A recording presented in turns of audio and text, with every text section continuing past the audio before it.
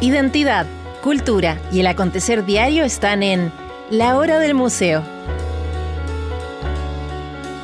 Desde ahora, les invitamos a un encuentro cotidiano con nuestra historia. Aquí comienza La Hora del Museo, un programa del Museo Histórico Nacional y RadioSat 94.5. Bienvenidos a este nuevo capítulo, esta nueva emisión de La Hora del Museo, el programa del Museo Histórico Nacional. Hoy día vamos a estar hablando de un tema que a mí me apasiona y que algo he investigado, así que me tocó la suerte este día. Buscamos este día para poder hablar en profundidad del tema que aborda este libro que tengo aquí en mis manos, que se llama En busca de las entrañas del hielo. Nos acompaña su autor el día de hoy, Juan Francisco Lecaros. Bienvenido, Juan Francisco, a La Hora del Museo. Muchísimas gracias por la invitación. Qué bueno que te apasiona además el tema. Sí, bueno, vamos, no dice mucho hasta aquí, ¿no? Vemos en la portada un mar, habla de hielo, ya un poco uno se hace la idea de que vamos entrando en Chile al menos. Yo veo mar de esta oscuridad, inmediatamente pienso en mi tierra. Es la conquista o las expediciones que buscaron llegar a la Antártica a fines del siglo XIX, principios del siglo XX. ¿Por qué los hombres, la humanidad, estaba buscando conquistar ese último lugar del planeta que no había sido explorado? Es lo que quiero que conversemos el día de hoy, Juan Francisco. Gracias. Mira, la verdad es que está bien tu introducción. El penúltimo era África, el África negra que tenía... Que solo en los bordes tenía factorías y demás, pero dentro era un misterio, y los ingleses, en este momento el Imperio inglés, se lanza sobre África. Incluso, como anécdota, fíjate que la Royal Geographic Society, que era como la entidad donde se criaban todos estos locos sueltos que lanzaban, el símbolo era África. Pero cuando ya dominaron no es la palabra, pero cuando la conocían, les quedaba este último continente, que era un continente que estaba concebido desde la época de los griegos, pero se lo conocía solo por la explotación ballenera y de las focas y lobos. Pero los bordes, ellos se iban acercando cada vez más. Es re bonita la historia del acercamiento, pero claro, cuando llegaban a estas paredes antárticas, llegaban hasta ahí nomás. Todo un misterio. Todo un misterio. Un misterio difícil, porque es frío el misterio y de terrible el clima, pero un misterio. Por suerte, por fortuna, lo tenemos aquí. Necesariamente tienen que pasar por aquí quienes quieran irse a la Antártica. Yo no la conozco, te quiero preguntar a ti si tú has estado ahí y por qué escribiste este libro. Mira, la primera pregunta es no. Yo tampoco la conozco, te confieso, y siempre me pregunté sobre la legitimidad que tengo para escribir sobre una cosa así. Pero después me tranquilicé, porque es como escribir sobre la Edad Media, que no la conoce, sí. Así que no, uno puede hacer ese tipo de cosas. O el espacio. O el espacio, claro, por supuesto. Fíjate que yo creo que, Rocío, acá hay una fascinación por este espíritu de exploración, en este caso extrema, de esta gente, de expedición. Encuentro muy, muy atractivo esa gente que sale de la comodidad en que está y se lanza a mundos nuevos, a mundos distintos. El siglo XIX y comienzo del siglo XX, ya era un siglo en donde había progreso y había una cierta comodidad, y había calefacción, y había aspirina, y había leche pasteurizada, de modo tal que ir a estos territorios era y significaba un esfuerzo grande. ¿Y por qué lo hacían? Para mí la gran pregunta es por qué lo hacían, porque a poco andar se dieron cuenta que no tenía mucho sentido económico hacerlo. Claro, me imagino. Tremendo gastadero de plata, venir del otro lado del mundo pensando en Europa, Inglaterra en este caso, hasta acá a los confines de la Tierra. Y pasar meses, porque no solo era la caminata al centro del polo, que era el objetivo inicial, sino que tenían que llegar con meses de anticipación, los barcos se bloqueaban por el hielo, meses sin comunicación. Perdón. Juan Francisco, no, por favor, el micrófono todo tuyo. Tú mencionas que no has estado propiamente en la Antártica, pero sin embargo hiciste algo, no sé si antes o después, motivado por la investigación y la escritura de este libro, que fue dejar registro en Punta Arenas. Sí, qué bueno que me lo preguntes. Fíjate que para mí tratar temas que son de una geografía muy distinta, no es fácil, porque ¿cómo explicas el frío? Yo te puedo decir, bajaba la temperatura, -7, -10, pero lo estás leyendo con temperatura ambiente, entonces te cuesta imaginártelo. Entonces pensé que era muy bonita la idea de poner una boya de homenaje. Y la boya de homenaje es cuando esta gente, estos ingleses, son rescatados de la Antártica por el piloto Pardo, vuelven a Punta Arenas y en realidad pasan antes por un lugar maravilloso, muy cercano a Punta Arenas, que se llama Río Seco. Y entonces puse una boya en homenaje a esta historia. Y te confieso que, perdona, pero me encantó la idea de poner boyas homenaje, porque está la boya de la Antártica, pero la mayoría de las boyas son boyas utilitarias. Pero quise hacer una boya homenaje que en la costanera, pues está muy cerca de la costanera, porque es donde el barco, la Yelcho fondió, hay un QR donde te cuenta la historia. Entonces, bueno, esa es la idea. Pero me gusta, Rocío, y tiene que ver con la pregunta tuya, porque en ese lugar que está al frente de un frigorífico del año 1880, de latas viejas, con el viento suenan, y el viento y el mar, no te digo que te acerques a la Antártica, pero sabes lo que es el frío extremo. Me gusta la idea. Voy a tener que ir a ver esa boya. Todavía ni siquiera conozco Punta Arenas. El norte me lo conozco bastante bien, pero huyo del frío. Bueno, además por estos días no hay mucho donde huir. Juan Francisco, vamos para atrás, ordenémonos en esta historia para ir también haciendo el camino que ha hecho la humanidad. Yo te decía que a mí me apasiona este tema tanto así que tomé un curso sobre la exploración. No te puedo creer. En la Universidad Católica hace algunos años. Tanto insistí, tanto lo busqué que terminaron dándome una beca a cambio de que fuera ayudante del curso El Ser y la Exploración, que abordaba de una manera filosófica el por qué los seres humanos toda la vida estamos buscando ir más allá. Nunca nos quedamos quietos en nuestro lugar. Siempre queremos ir al Everest, ir al Polo Norte, ir al Polo Sur. Tú ya decías África. Y también todo esto que tú mencionas en tu libro, que me parece valiosísimo, de cómo estaba el mundo en esa época. ¿Qué pasaba con nosotros por entonces que estaba en juego como quién iba a situarse como potencia mundial, ¿no? Y ahí estaba la Inglaterra, que estaba en plena revolución industrial. Claro. ¿Cuáles son los antecedentes de estas expediciones?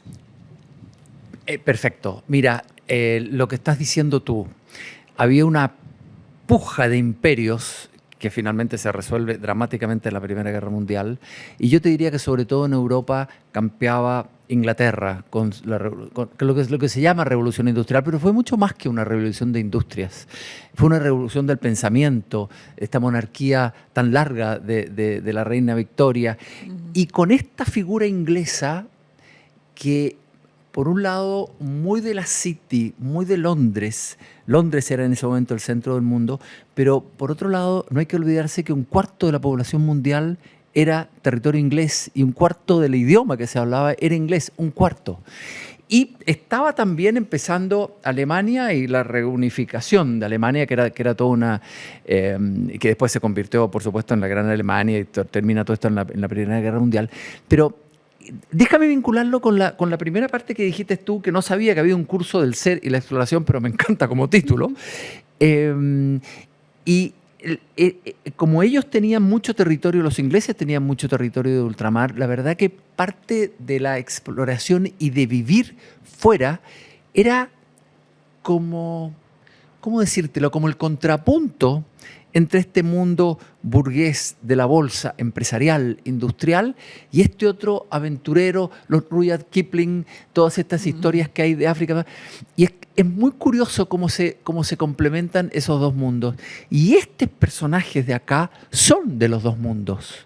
No solo Shackleton en particular, pero también Scott, que era el otro gran explorador inglés, era un tipo de la Marina. Entonces, yo lo encontré como muy interesante ese contrapunto. Y te diría más. Fíjate que si lo piensas un poco, yo no soy un historiador así que no me hagas preguntas complicadas, pero el siglo XIX fue un siglo de exploración. Darwin, Marx, todos ingleses además, Pasteur en ciencia, Nietzsche en filosofía. Entonces, y que después todas estas exploraciones iniciales, te diría que se plasman en el siglo XX, con todo lo que pasó en el siglo XX con eso. Pero curiosamente era un siglo que creía mucho en el progreso y por lo tanto en ir más allá y todo lo demás. Pero esa curiosidad esencial de la persona humana yo lo encuentro fascinante. Así es, nos tiene aquí sentados conversando de este libro. Te quiero invitar a hacer una pausa para seguir conversando del libro que estamos compartiendo con ustedes el día de hoy, En busca de las entrañas del hielo, escrito por Juan Francisco Lecaros, con quien estamos conversando. Ahí además, me extiendo un poquito, este aviso me encanta, de cómo reclutan a la tripulación, pero dejémoslo para el regreso.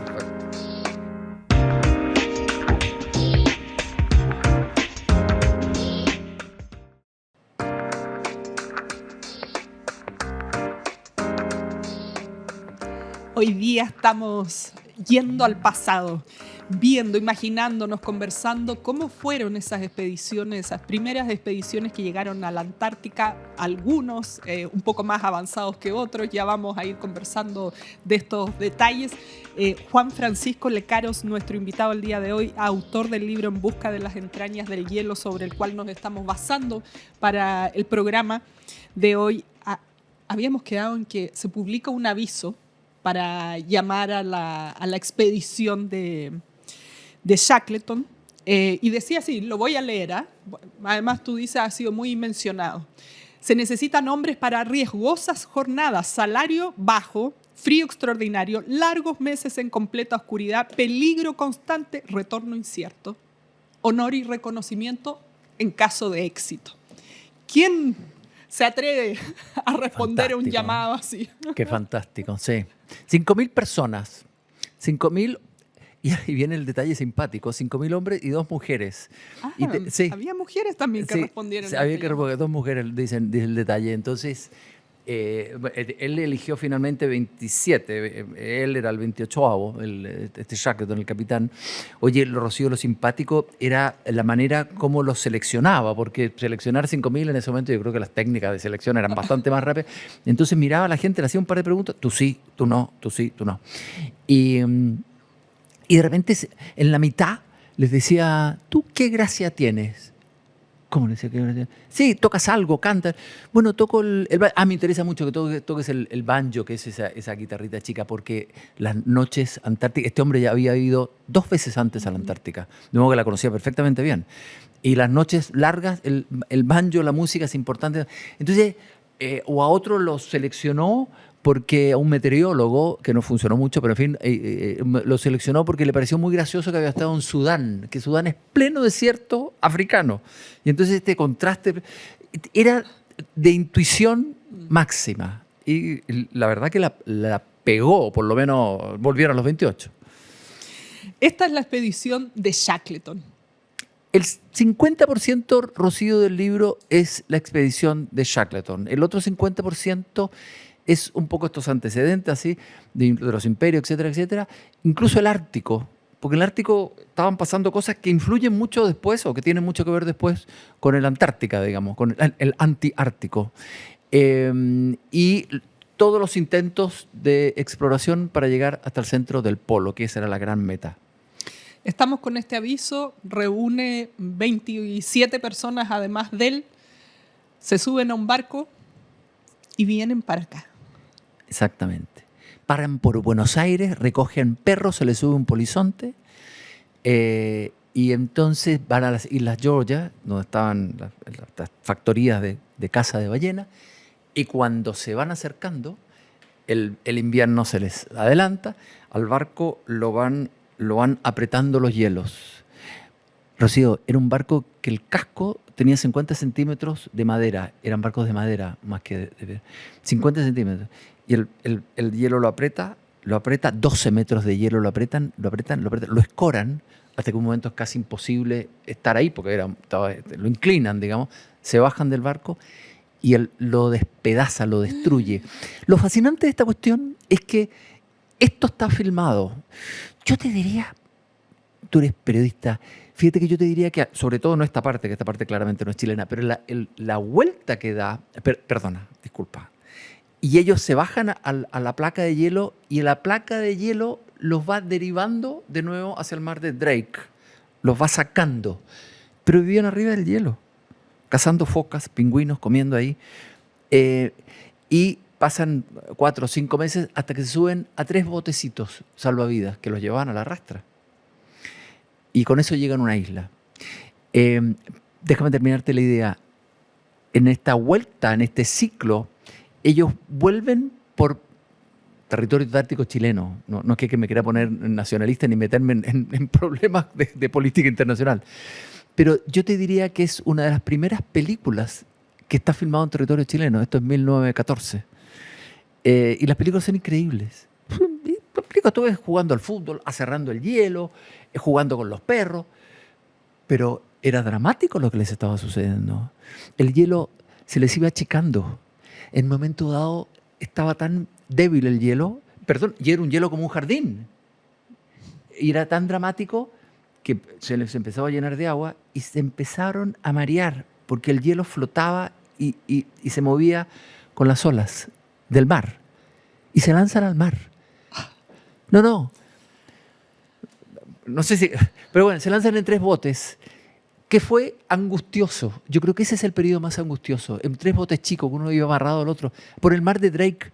Tú no conoces el sur. Yo el mar de Drake más o menos lo conozco. Conozco mucho el estrecho de Magallanes. Es aterrador. Ahí llegan a una isla absoluta y completamente deshabitada, ventosa, imposible. Nadie pasaba por esa isla. Hasta que este Shackleton con otros 5 dice, aquí nos vamos a morir. Y se sube en un bote de 7 metros de eslora. 7 metros de eslora es este estudio. 6 tipos. Con piedras para hacer más. Y se lanzan 1.300 kilómetros a perseguir, a apuntarle a una isla que se llama las Islas Georgia. Pero llegan por el otro lado. Termino porque ver esa película de terror. Pero llegan al otro lado. Oye, llegan al otro lado de la isla. Y tienen que cruzar esta isla por montes y por glaciares y demás, hasta que llegan a la estación ballenera. Es increíble. Es la historia de un aguante, de una...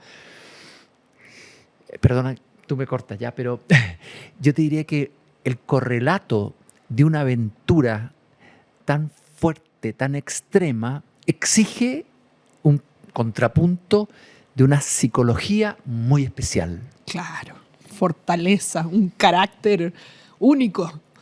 Único. Y además para estar a cargo de toda esta tripulación, aún, tomar claro. las decisiones. Claro. Oye, gente muy distinta, habían científicos, habían artistas, habían marineros muy básicos, muy toscos. No, es una mezcla. Por eso este Shackleton lo estudian en las escuelas de liderazgo. A mí hay algo que me encanta pensar. Este tipo tuvo que manejarse con un plan B. Su plan A, que era un disparate completo, su plan A, que se va a 40, no funcionó y el tipo como que se reacomoda y hace este plan B. Fíjate que siempre me ha llamado la atención. ¿Te fijas cuando a uno no le salen las cosas, te cuesta mucho reconocer? No me salió, por este camino tengo que ir por el otro. Eso es fácil decirlo acá. Uh-huh. Pero es dificilísimo. Claro, y cuando tienes vidas a cargo y tienes en juego el imperio del mundo, volver a casa para que Inglaterra siga siendo la potencia mundial. Nada fácil. Quería preguntarte algunos detalles técnicos para que sigamos avanzando en esta aventura, ¿no? Porque además la idea, si no me equivoco, era llegar hasta el Polo Sur. No solo, digamos, pisar la Antártica, sino llegar hasta el Polo. Sí, ellos intentaron, y Shackleton en particular intentó 2 veces llegar al polo, pero los ingleses tuvieron una noticia feroz. Al Polo Norte llegaron los norteamericanos y al Polo Sur llegaron los noruegos. En una carrera, Noruega por una parte, Amundsen, a lo mejor te suena, uh-huh. Scott, por otra no estabas ahí, Shackleton. Los noruegos llegan antes, Scott se encuentra con esta bandera, Noruega, vuelve sabiendo que lo más probable es que no iba a llegar. Y efectivamente mueren ellos y los encuentran el año siguiente. Mueren todos, mueren de a poco. Isabel Rocío, no es que, como te digo, no es que quiera fomentar una película de terror, pero iban escribiendo diarios, de modo que ellos iban teniendo noción de lo que les iba pasando. Y todos escribían diarios. Entonces es impresionante este diario de Scott porque tú ves que se van entregando. Bueno, y como sucede esto, Shackleton dice, yo quiero cruzar el polo caminando, no solo llegar, sino que cruzarlo caminando. Y es ahí, cuando se lanza en este barco, se lanza con este aviso loco, pero muy realista por otra parte, y no llega. Ese era su plan A, cruzar el polo, que se demoraron 40 años en hacerlo, lograr eso. Estamos en esta carrera por la conquista de la Antártica. Me imagino todas estas expediciones que recién mencionaban iban al mismo tiempo, no había internet, había que esperar que llegara alguna carta. O sea, ¿cómo saber si el otro va avanzando o no va avanzando? Hay que ir tomando decisiones en el momento. Juan Francisco, vamos a hacer una pausa y ya volvemos con más. Ya nos vamos acercando más al hielo. En busca de las entrañas del hielo, el libro de nuestro invitado de hoy, Juan Francisco Lecaros. Ya regresamos.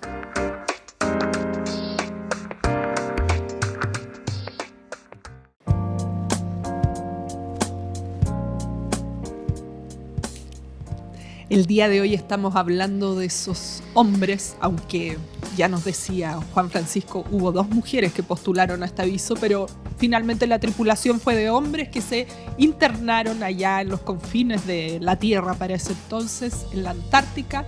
Específicamente estamos conversando de la expedición de Shackleton, que estaba a cargo, ¿no?, de estas casi 30 personas. Intentan para hacerlo diferente, en vista que ya habían llegado otras personas al polo, atravesarlo caminando. Te quería preguntar algunas cosas técnicas. Vienen, tú decías, hacen una parada en Buenos Aires, continúan para acá. Todo esto tenían que calcular que se haga en verano, me imagino, porque en invierno ya es imposible. Shackleton, junto a otras personas, toma un pequeño bote o embarcación, para dirigirse hacia otro lugar, porque el barco quedó apretado ahí entre el hielo, ¿no? Imposible salir, desapareció. Se hundió. Que lo encontraron, tú sabes, el año pasado, a comienzos de año, y estaba perfecto, impecable. ¿O es tan frío? Sí. El Endurance, que es un barco que los ingleses, para que te digo, se sacan el sombrero cuando les mencionas el Endurance. Estamos en esta pequeña embarcación. ¿Qué va sucediendo en este relato sin ánimo? Por supuesto que este libro tiene detalles maravillosos que uno se mete ahí como si fuera parte de esta expedición. Pero ¿qué va pasando con cómo se va acercando o no esa meta de atravesar el polo caminando Shackleton? Fíjate que déjame hacerte una confesión, Rocío, que porque tú además periodista seguro que te escribes que cuando pasan cosas difíciles, terribles, como era esto, lo que les ocurría, bueno, las puedes describir y todo, pero cuando los casi 500 días que estuvieron a la intemperie, es siempre lo mismo. Es extraordinario frío, mucho viento, incerteza por la comida, problemas de la convivencia y demás. Es divertido porque, sí, es terrible, pero un día se parece al otro finalmente. Claro. Y parte del problema era justamente la rutina. Entonces, yo, y disculpa la confesión, me aproveché mucho de los diarios, porque entonces la visión que tú tienes de este fenómeno, de este día de hoy, tuya y mío, es muy distinto, y la vuelcas en los diarios. Claro, parte de estos diarios después, yo supongo, estaban retocados, qué sé yo, pero de alguna manera reflejan las distintas personalidades. Y fíjate que, disculpa que siga con la confesión, 28 protagonistas es mucho. Claro. Porque es mucho. Entonces, además que yo no soy como los rusos, te fijas que pueden tener 40. No, entonces elegí a 5 o 6 de ellos, que fueron los más representativos y demás. Y la mirada distinta a lo que sucedía, qué sé yo, el olor de las carpas, la elección de los sacos de dormir, estaban los problemas estomacales por comer siempre la misma comida. Entonces el cocinero fantástico de repente hacía filete de pingüino y al día siguiente, no sé, costillar de... Pero pingüino y lobo. Traían algo más, pero muy poco. Entonces encuentro, por eso, como muy interesante esta esta situación extrema en que tenían, en que además todos los científicos que estaban llenos de instrumentos, los instrumentos no les decían a dónde iban. Estaban a merced, literalmente, del hielo, del viento, de las corrientes. No sabían a dónde iban. Entonces, como te digo, esta circunstancia tan adversa con problemas domésticos, que a uno se le gangrenó el pie, que el otro tenía dolor de guata, que no aguantaba más. ¿Te fijas? Porque esa es la vida real. De repente rebeldías, pocas, pero hubo. El encariñamiento con los perros. Había un gato que se llamaba Chipi, que el gato lo cuidaban, pero imagínate, el gato se paseaba alrededor, los perros, todo amarrado, lo que demás. Y hasta que hubo que sacrificar el gato también y todos los perros, porque pasaban los días. Hay por ahí en una de las páginas, no recuerdo bien, pero está la advertencia que podían caer en la necesidad del canibalismo. Sí, siempre lo plantearon en chiste.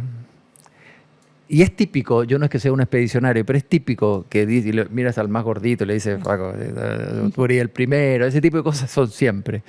Y en este caso, por supuesto que era una posibilidad real, no era chiste. Además, cuando Shackleton, bueno, contando el libro, da lo mismo, cuando Shackleton agarra al polizonte, como los 3 días de estar embarcado en Buenos Aires, y le dice, bueno, perfecto, te enrolamos, pero el primero que si hay que sacrificar a alguien eres tú.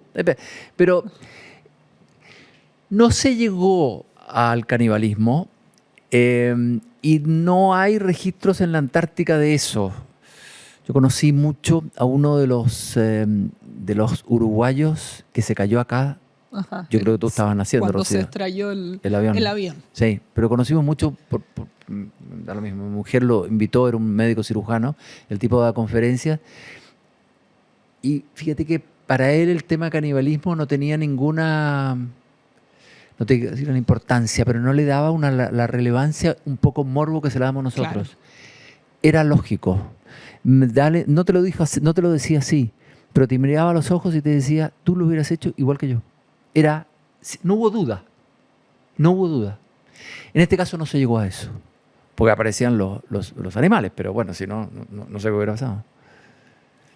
Bueno, tenían todavía, aunque se repitiera el platillo pingüino y lobo de mar, había que comer. Vamos en esta embarcación, llegan a estas islas, ¿qué va pasando? ¿Cómo continúa ya? Se va achicando además el equipo de personas. Se va achicando el equipo de personas, tal cual dices tú. La llegada a la isla fue una cosa fantástica, saltaban de alegrías porque es tierra firme. Hacía 400 días o 300 días que no pisaban tierra firme. Tierra firme que era inhóspita y ventosa, tanto que a los 2-3 días dicen aquí no podemos seguir. Y entonces ahí eligen al bote más grande, lo cubren con lonas. Perdona, es que hay un detalle, Rocío. En el barco tuvieron que dejar un montón de equipaje. Y después, para subirse a 28 personas a 3 botes chicos, tuvieron que dejar muchísimo equipaje. Entonces tenían, un martillo, una suela, clavo, pero mucho más. Y con eso tenían que reacondicionar este barco. Y entonces, una de las gracias de Shackleton es que elige quiénes son los 6 que vamos a ir. Y los elige, por eso que hay como una introspección en las personalidades. Porque tiene que elegir, por un lado, gente muy fuerte, que no necesariamente se llevan bien entre ellos, y por otro lado, gente con el aguante necesario, no solo físico, sino psíquico, de lanzarse a la más probable muerte. Entonces, por ejemplo, eligió un tipo de gran humor, que era un marino, pero un marino simpático, muy, muy, muy positivo y todo lo demás. Y eligió a un grandote, hosco, pero que físicamente era muy aguantador. Y entonces tú vas viendo cómo eligió al que arregló el bote. Porque en la medida que arreglara el bote, que adaptara el bote, siendo él el marino, es distinto a arreglar el bote para el tercero. Claro. Varios querían ir, no hubo un problema, pero los eligió y tenía que además elegir quién se quedaba en la isla, a cargo de estos 20 y tantos. Entonces, hay un permanente juego, como te digo, de un mundo exterior con un mundo interior. Encuentro muy bonito eso. En las expediciones te pasa. Claro. Ahí, bueno, como tú decías, mucho de esas personalidades, de esas elecciones, de ese liderazgo es totalmente aplicable al día de hoy y a las diferentes circunstancias de la vida personal, la vida en general, la vida empresarial. Quiero que sigamos explorando este carácter y bueno, ir conociendo cómo va llegando a su fin esa expedición, qué pasó, aunque sin spoilear este libro, pero para conocer, vivieron, no vivieron, al menos poder saber ese detalle. Juan Francisco, vamos a hacer una pausa y ya volvemos el día de hoy conversando sobre la exploración de la Antártica.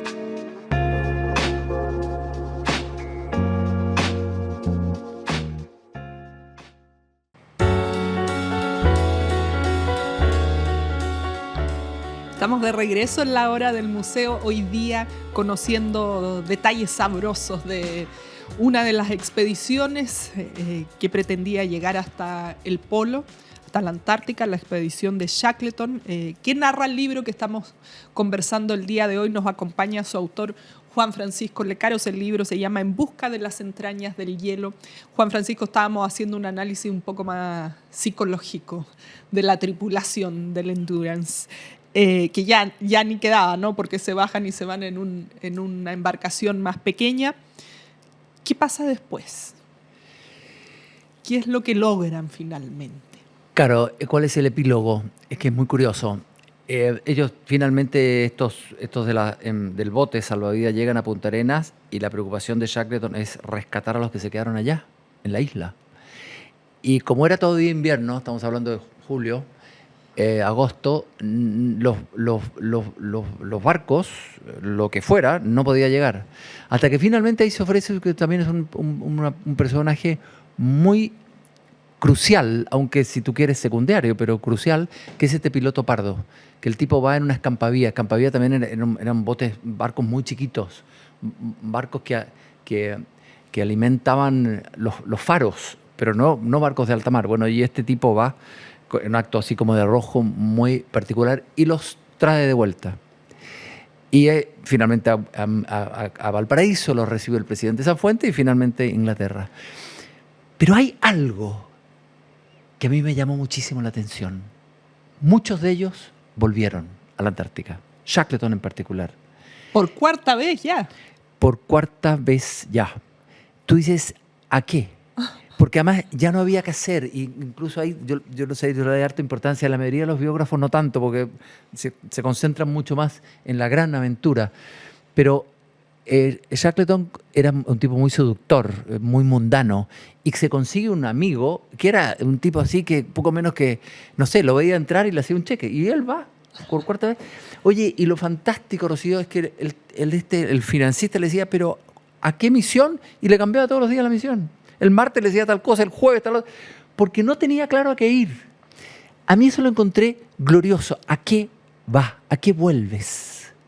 Es como un poco la cosa de Ulises, ¿no? La Ítaca.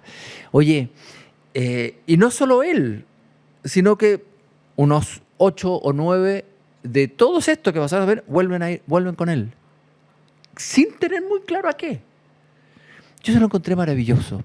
Además que me encantó porque la expedición se llama Quest, que es como la búsqueda, el interrogante. El barco se llamaba Quest. Y sigue estando, que es un poco en la presentación que hago, sigue siendo un signo de interrogación. ¿A qué volvieron? A lo mejor encontrarle un sentido a la vida que tenían ahí, ¿no? De vivir el día, de pasar el día, no preocuparse por el mañana. Sentirse vivos. Sentirse vivos, sobrevivir. No había otra pega. Es muy curioso. Yo fíjate, creo que definitivamente eso fue lo que le permitió vivir 500 días. No preguntes por el futuro. Ocupémonos de hoy. Que nosotros, tú y yo, y nuestros queridos televidentes, vivimos algo así en el COVID, ¿no? Claro. En escala. Pero no sabíamos cuándo terminaba. curioso, ¿no? Esa es la sed de exploración, de ver qué más se puede encontrar, qué hay más allá. Aunque ya hayan ido, puede aparecer algo nuevo. Y bueno, y está siempre la esperanza de lograr algo grande. Sí. La esperanza es lo último que muere, ¿no? Sí. Oye, ¿cómo les va en esta siguiente expedición?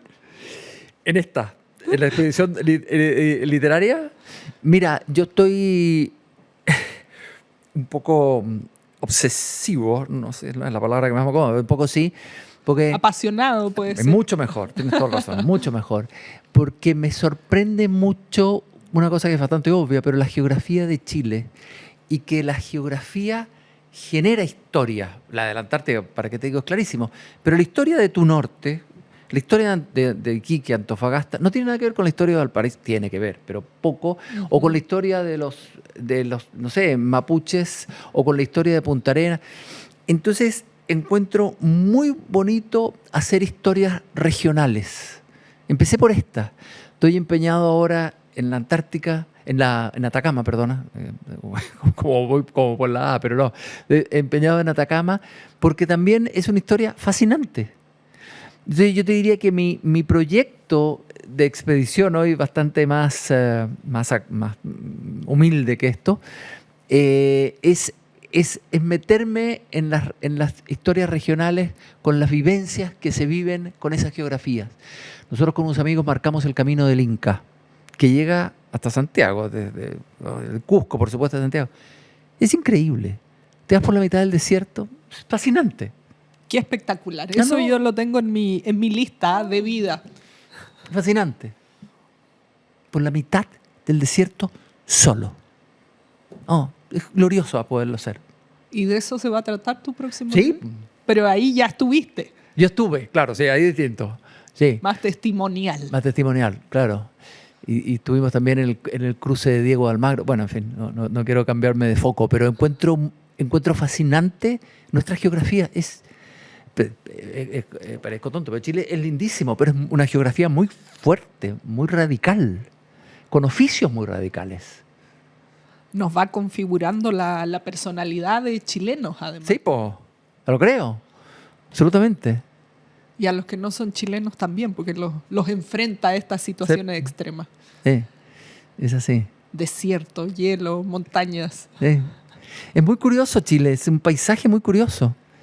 Hay un par de libros que tienen títulos que me encantan. Chile o Una loca geografía, que es de un Subercasó, y el otro, que es de un tipo de La Torre, que encuentro que es lo más preciso que hay. Chile, un país de rincones. ¿Te fijas que es un país de rincones? Además, con la montaña que es, literalmente es un país de rincones.